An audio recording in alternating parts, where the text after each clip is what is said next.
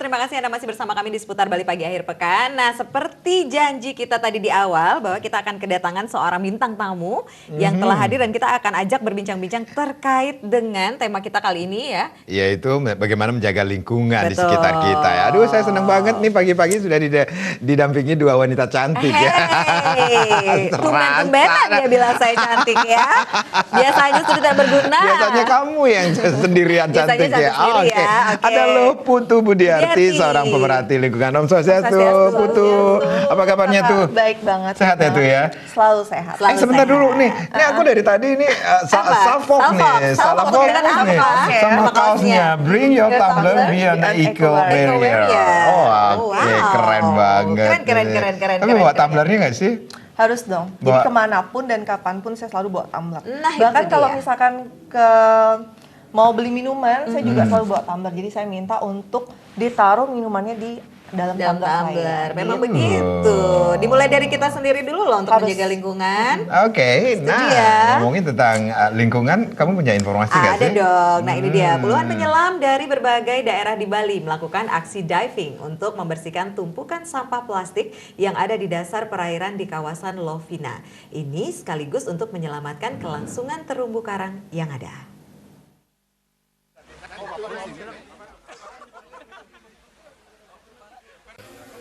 Sebanyak 38 driver atau penyelam profesional bersertifikat termasuk dari kalangan wisatawan asing melakukan aksi peduli lingkungan dengan membersihkan terumbu karang dari sampah plastik di perairan kawasan pariwisata Lovina.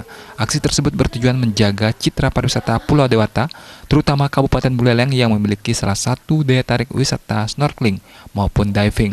Aksi tersebut dilakukan karena banyaknya sampah yang mengancam kawasan terumbu karang di Bali Utara. Pariwisata sudah pasti semaksimal mungkin kita ikut berkontribusi menjaga bagaimana lingkungan ini dan bisa pariwisata menjadi ikon kita untuk di Bali Utara. Karena kita underwater clean up, so itu sangat ini sekali berbahaya karena terumbu karang itu sangat riskan. Kalau dalam kurun waktu 2-3 hari di-cover oleh sampah-sampah tersebut. Kalau ditimbang banyak apa? Sampah lama aja. Kalau yang baru-baru? Ini ada. Siapa nama Gary? Kalau jenis ini dia tenggelam. Terus ada pempasnya. Ini Itu jaring Pak ya? Bukan, senar. Udah beberapa. Dengan terpeliharanya terumbu karang dan juga kebersihan pantai, tentunya wisatawan akan betah untuk berwisata di Pulau Bali, khususnya Buleleng yang kini gencar mempromosikan pariwisatanya. Saat ini Buleleng masih tertinggal dari segi kunjungan wisata dibandingkan dengan Bali Selatan. Dengan menjaga konservasi terumbu karang, diharapkan Buleleng bisa terus dilirik oleh wisatawan mancanegara. Komang Yuda, Bali TV.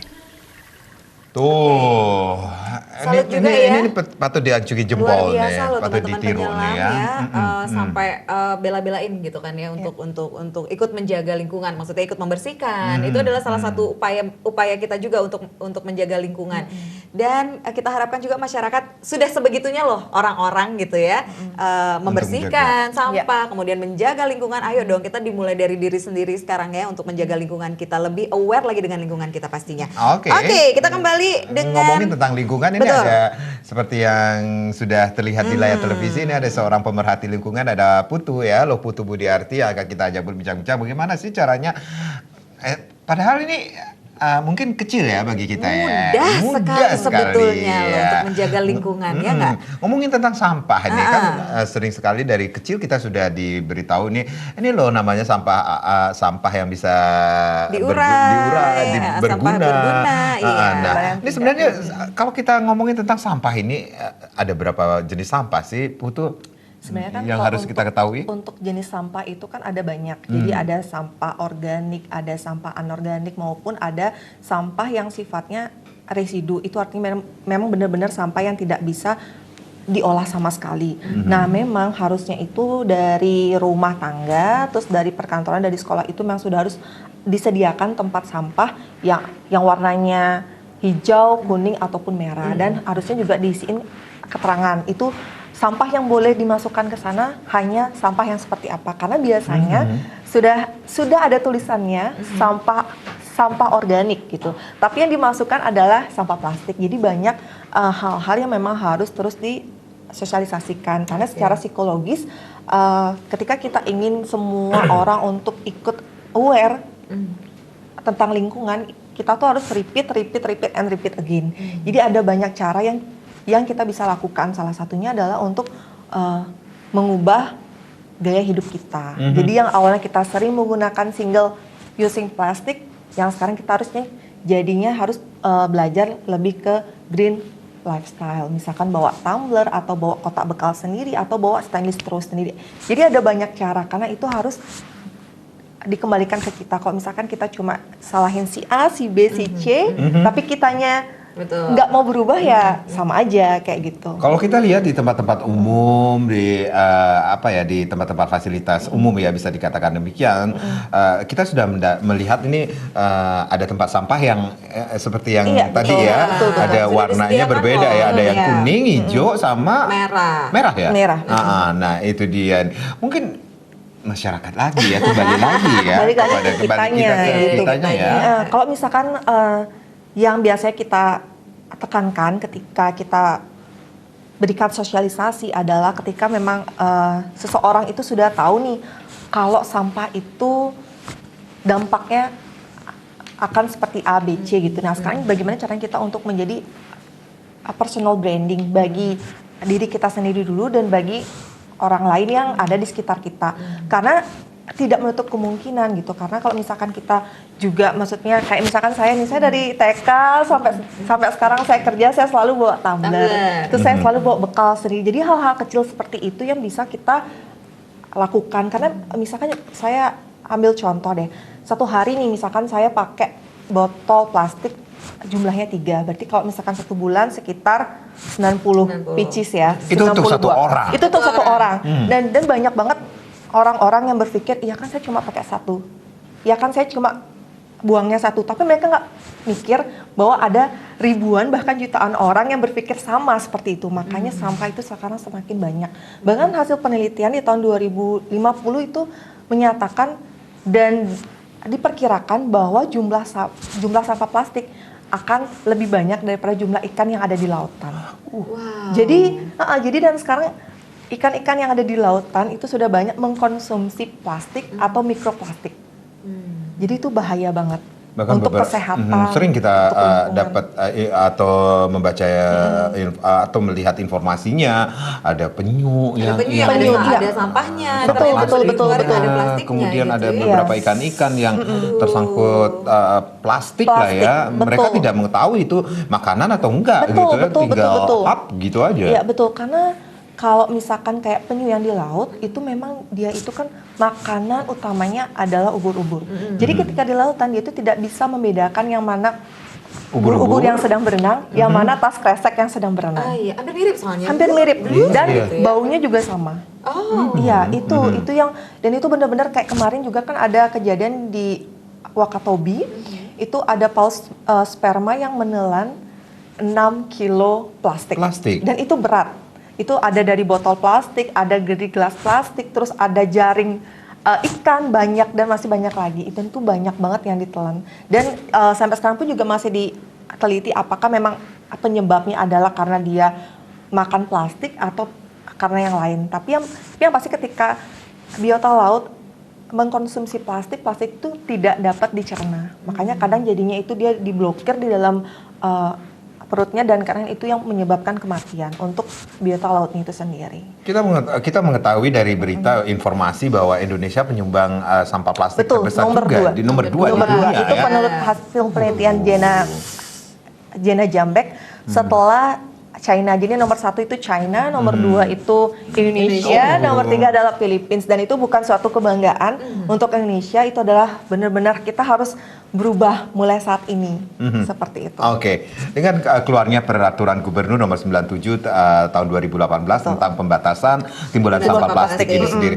Nah, menurut seorang pemerhati lingkungan Putu ya, ini bagaimana kondisi sampah plastik di Bali, khususnya di Bali ini dulu. Ini kita ngomongin tentang daerah kita tercinta ini. Oke, kalau di Bali saya juga sangat bersyukur karena dari saya sendiri itu mulai bergerak di tahun 2014 sampai dengan saat ini. Jadi memang dukungan dari pemerintah, khususnya gubernur itu sangat penting sekali. Karena kalau misalkan cuma kita saja yang bergerak, tapi tanpa adanya penegakan hukum yang benar-benar kuat, itu juga akan kurang gitu. Tapi syukurnya dengan adanya Pergub 97 tahun 2018 ini setidaknya bisa mengurangi, karena banyak ketika kita belanja itu kita harus bawa tas sendiri. Jadi secara tidak langsung itu akan menjadi habit untuk semua masyarakat yang ada di Bali khususnya. Bahkan kemarin tuh ada teman saya yang pesan makan lewat ojek online, itu sampai bingung gitu. Saya waktu pas di Jakarta itu pasti dikasih tas kresek, tapi di sini benar-benar nggak, karena semuanya harus bawa tas kain sendiri. Jadi benar-benar dari hal yang kecil dan terus menerus itu pasti bakal jadi habit yang bagus banget. Ada yang mengatakan ala bisa karena biasa. Karena biasa, Gitu aja betul. mungkin ya. Tapi iya betul. Tadi ya teman-teman di luar Bali itu mungkin masih belum Masih terbiasa belum. masih belum terbiasa karena beberapa kali juga dibilang, Mbak, di sini susah banget nih cari tas kresek aja, mesti beli dulu gitu kan. Kita udah ke supermarket gitu, terus belanjanya banyak, terus tiba-tiba nggak dikasih kresek, kita bingung. Ternyata harus beli tas belanja sendiri. Tas belanja sendiri, gitu. betul. Akhirnya di situ kita juga info ke mereka bahwa memang kita membatasi sekali untuk sampah Dan plastik. itu harus. Dan itu harus. Oke, nanti kita lanjutkan Seru lagi ya perbincangan bersama Putu ya tentang bagaimana menjaga lingkungan kita khususnya dari sampah plastik. Tapi tentunya setelah yang berikut ini.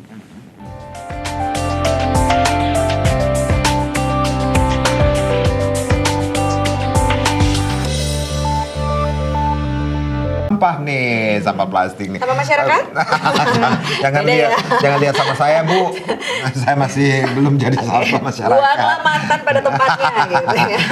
Oke. Ngomongin tentang sampah plastik ini sendiri terhadap lingkungan nih. Ini ada pengaruhnya nggak sih sampah-sampah plastik bisa dikatakan demikian terhadap lingkungan kita? Banyak banget pengaruhnya. Jadi kalau misalkan kita bicara mengenai impact, itu impactnya banyak. Jadi yang pertama itu untuk yang di lingkungan itu sendiri, terus terhadap pariwisata, terus terhadap kesehatan, terhadap ekonomi, terhadap pendidikan dan segala macam. Jadi memang banyak impactnya. Dan sekarang kalau memang kita misalkan memang fokus di bidang pendidikan, mungkin kita bisa memberikan sosialisasi atau seminar-seminar atau talk show mengenai bagaimana sih caranya mengurangi single using plastik ini sendiri. Atau misalkan kita yang bergerak di bidang pariwisata, karena kan sekarang banyak hotel-hotel ataupun restoran semenjak ada Pergub 97 tahun 2018 ini, mereka lebih mengurangi penggunaan plastik. Biasanya saya lihat di hotel-hotel itu yang biasanya disediakan 2 botol plastik, nah sekarang sudah disediakan seperti ceret dan gelas. Jadi harus mulai seperti hal-hal yang seperti itu,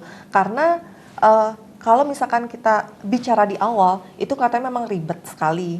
Tapi kita harus lihat impact-nya ke depannya seperti apa. Gitu. Karena kita semuanya tinggal di bumi dan kita harus mulai bertindak karena kita harus menyayangi bumi dan mulai hari ini. Oke, ini kalau boleh tahu nih program-program yang udah dilakukan apa aja? Kalau dari komunitas Bring Your Tumbler ini sendiri, kita berdiri dari tahun 2014 sampai dengan saat ini. Kita punya program, kita fokus kita di pendidikan juga. Jadi yang pertama kita ada Bring Your Tumbler Goes to School, terus kita juga ada One Day Eco Camp yang dimana kita memberikan sosialisasi, memberikan games, memberikan movie screening kepada adik-adik yang ada di sekolah sampai ke tingkat perguruan tinggi. Jadi kita kasih mereka brainstorming, kita kasih tahu nih lingkungan kita itu saat ini sudah seperti ini, dan kita juga memberikan solusi yang sekiranya mereka bisa lakukan. Jadi nggak perlu dari hal-hal yang besar gitu, misalkan kalau mau buat project atau hal-hal yang kita mau lakukan untuk mengurangi penggunaan plastik. Tapi kita bisa mulai dari hal-hal yang kecil dan kita harus sustainable. Sustainable itu sih yang paling penting banget dan harus komitmen. Seperti itu.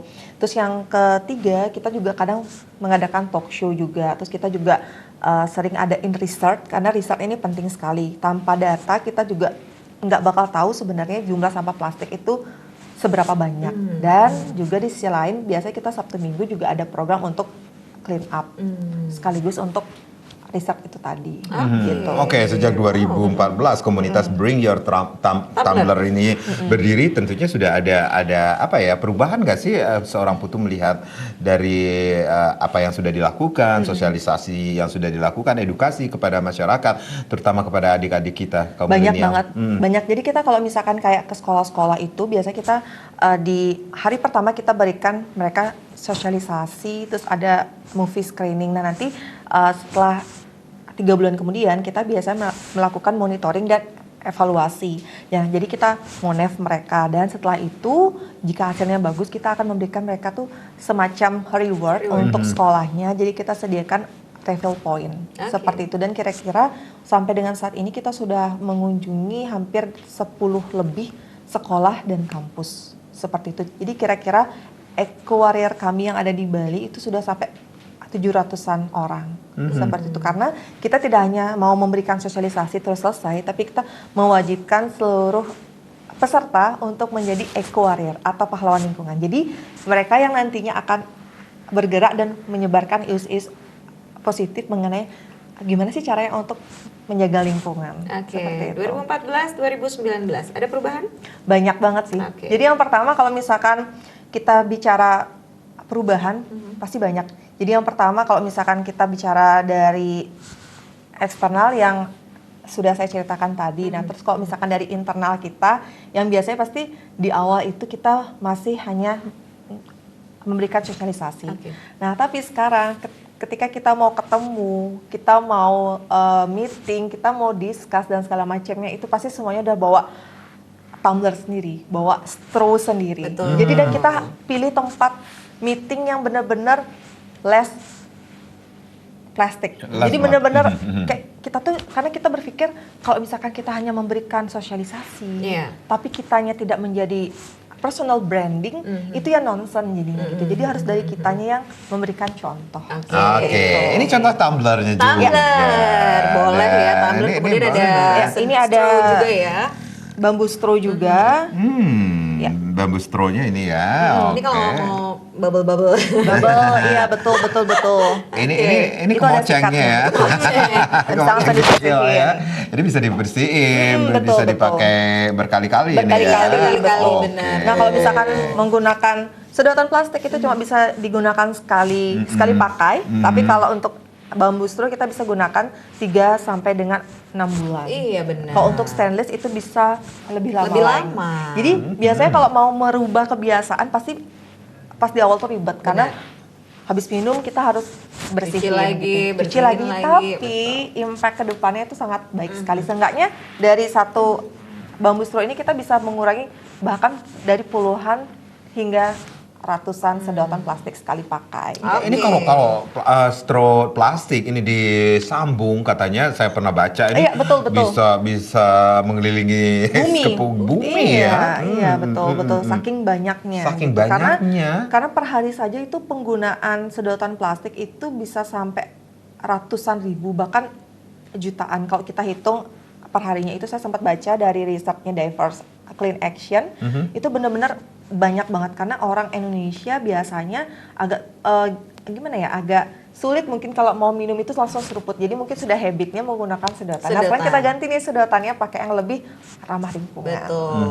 Gitu. Nah ini mungkin mindset orang-orang ya, masyarakat kita betul. ini memang harus dirubah. Yang orang-orang pengen berpikiran praktis.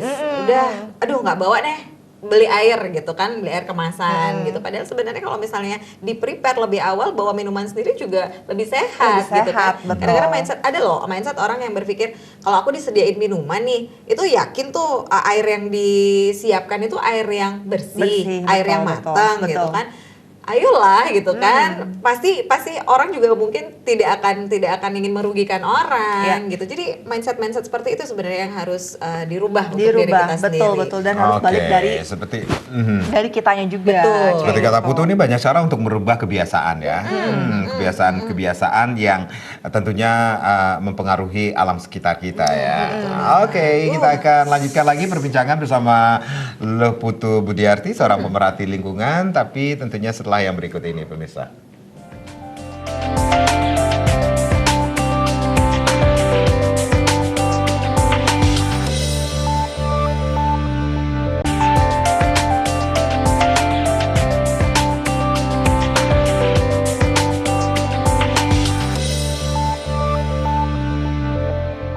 Ya pemirsa, terima kasih Anda masih bersama kami di seputar Bali Pagi Akhir Pekan. Nah, kita langsung saja dulu memberikan informasi kepada pemirsa. Pemirsa, mengembangkan sektor pertanian tak perlu harus bermodalkan lahan yang luas. Masyarakat juga bisa berkreasi di lahan yang sempit dengan menghasilkan produk pertanian yang sama. Bagaimana caranya? Mari kita simak informasi berikut ini.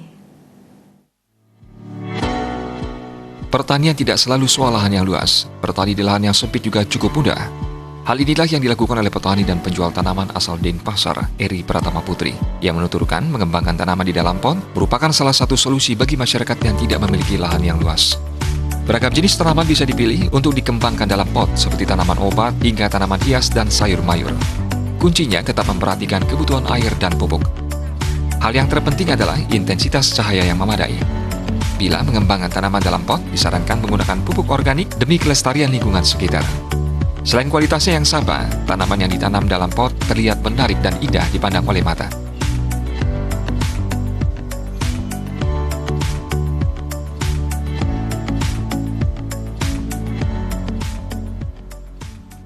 Sangat gampang sekali, cuma disiram aja sore hari. Ketika sore hari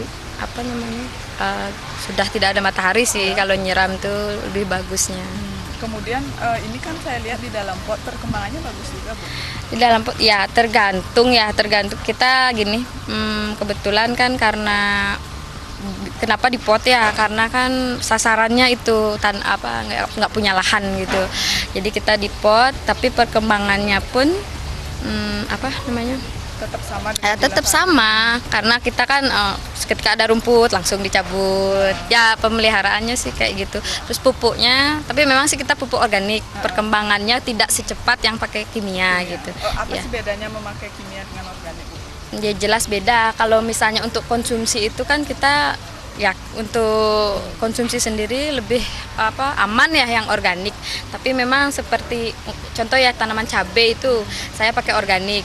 Dengan yang pakai kimia itu lebih cepat yang pakai kimia kan, cepat. Tetapi nanti dia cepat busuk biasanya. Kesempatan bertani sejatinya cukup luas meski tidak memiliki lahan yang memadai.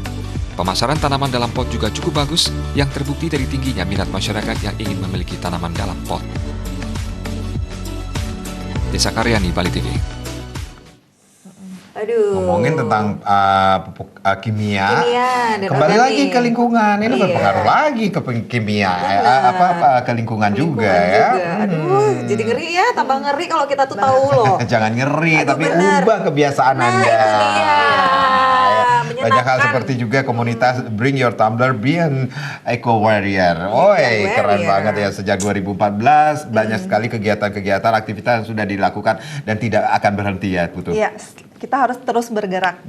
Ya karena kalau komitmen seperti yang katanya.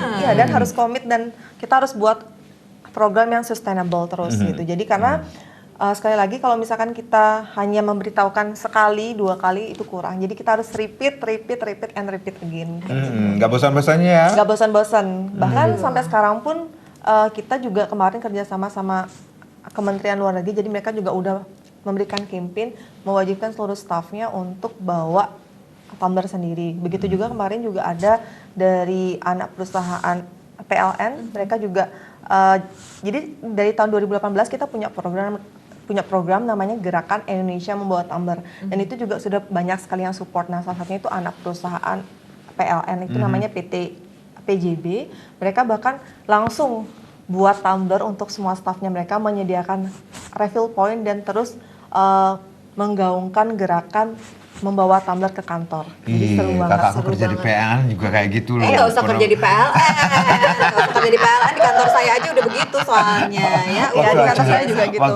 Waktu nikahin anaknya kayak gitu, nggak ada plastik, no plastik No ya plastik katanya. ya, iya, Susah iya, ya, oke. apanya yang susah saya bilang gitu ya. Bahkan Oke. sekarang saya lihat banyak orang Bali yang ketika menikah mereka mengganti souvenir mereka. Jadi ada yang kasih stainless straw, ada yang kasih kantong, maksudnya kayak kantong-kantong dari Ramah lingkungan. yang ramah lingkungan gitu. Terus ada yang kasih tumbler juga. Jadi sudah mulai berubah mindsetnya yang awalnya mungkin seperti gantungan kunci. Iya, kayak Oke. gitu. Aku mau tanya sedikit nih tentang pengalaman seorang Putu sebagai seorang pemerhati lingkungan ketika memberikan edukasi, sosialisasi. Ini ada hal-hal yang menarik nggak sih tuh? Apalagi terjun langsung ya katanya, Terjun ya, langsung. langsung ke tempat-tempat yang nggak kebayang ya, sampai gini loh, ke tempat-tempat yang nggak kebayang ya, ke sungai-sungai mangrove yang penuh dengan lumpur, seperti itu Iya, tuh. jadi saya juga sebelumnya juga sempat ada program, jadi kita selalu bersih-bersih hutan mangrove. Jadi bersih-bersihnya itu adalah kadang kalau kita pas lagi surut, kita langsung turun, atau kalau misalkan lagi pasang, kita bersih-bersihnya itu menggunakan kano. Jadi biasanya dari di bawah tol sampai dengan di bagian hulunya. Nah itu kadang kalau kita bersih-bersih, saya biasanya satu kano itu sendiri atau berdua, dan kita udah siapin karung. Nah kita siapin karung itu sampahnya banyak banget. Jadi biasanya pas saya kano sama teman-teman, terus pas di sebelah kita tuh sampah gitu ngalir. Lewat aja gitu lewat ya. aja gitu. Terus ya, Tanpa permisi gitu ya.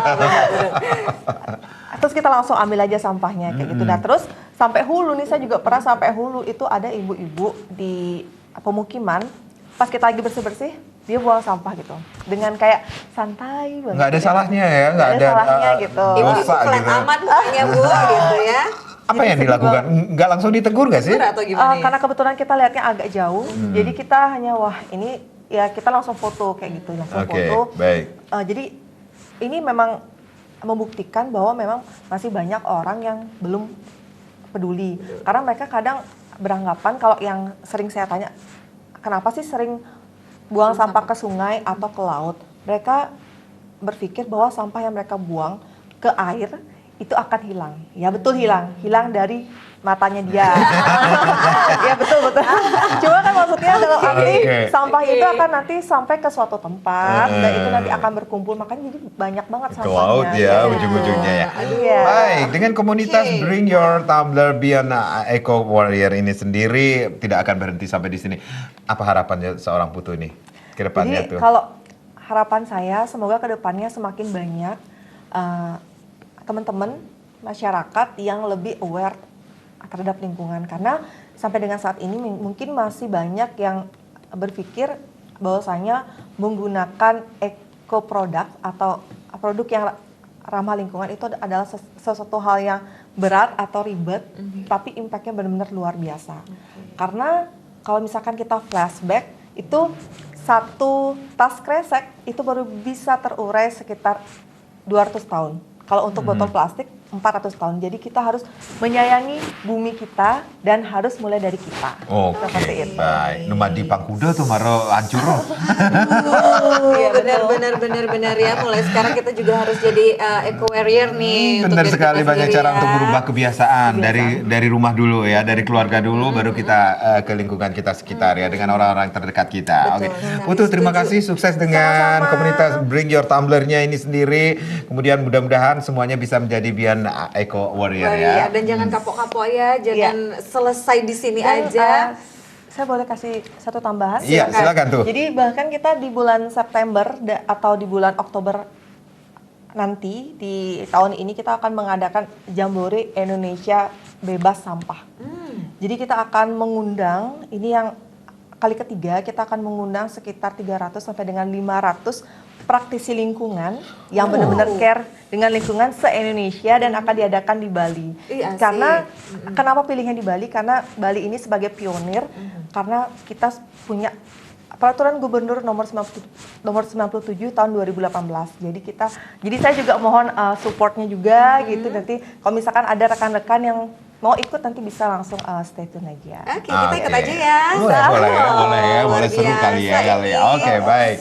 Putu, terima kasih sekali lagi. Sama-sama, Mudah-mudahan apa yang sampai jumpa. kita perbicarakan ini memberikan dampak mungkin ya, efek juga ya kepada masyarakat untuk menjaga lingkungan. Yang pastinya no plastik. No plastik. Sekali. Mulai dari diri kita sendiri. Terima Yes, kasih. terima Putu. kasih. Terima kasih. Luar biasa loh perbincangan